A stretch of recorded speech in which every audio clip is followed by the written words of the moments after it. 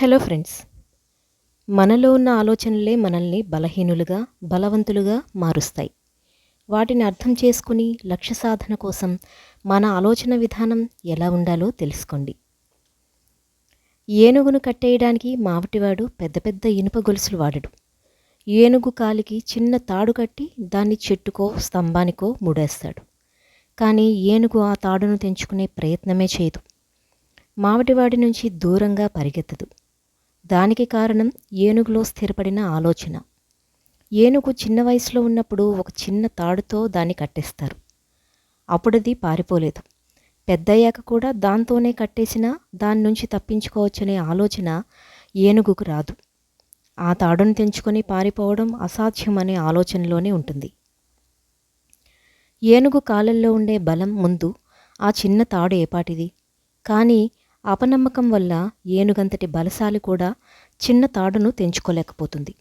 వాటిని తాను విడదీయలేని సంకెళ్ళు అని ఊహించుకుంటుంది. చిన్న అపనమ్మకం మన బలాన్ని మరిచిపోయేలా చేస్తుంది, స్వతంత్రాన్ని హరిస్తుంది.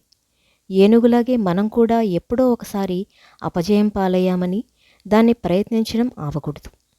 ఓడిపోతామనే భయం ఏనుగు కాలికున్న తాడులాంటిది.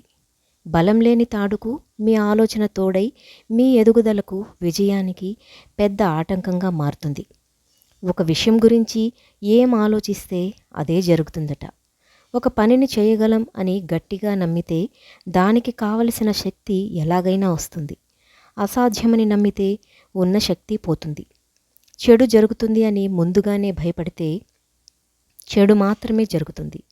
అంతా మంచే జరగాలని విశ్వసిస్తే ఆశించిన ఫలితం ఉంటుంది.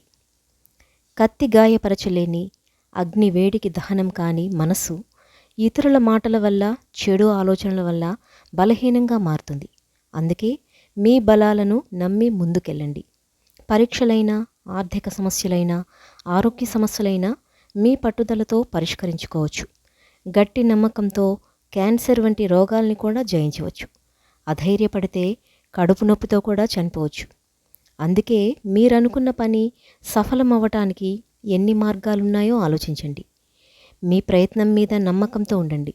మీ మనసును ప్రశాంతంగా ఉంచేందుకు ధ్యానం, యోగా, వ్యాయామాలు చేయండి. వీటి వల్ల శారీరకంగా కాక మానసిక ఆరోగ్యం మెరుగుపడుతుంది. మీకంటూ ఏ పని చేసినా ఒక స్పష్టత ఉంటుంది. కార్యసాధనలో ఉత్సాహంగా ముందుకెళ్ళగలుగుతారు.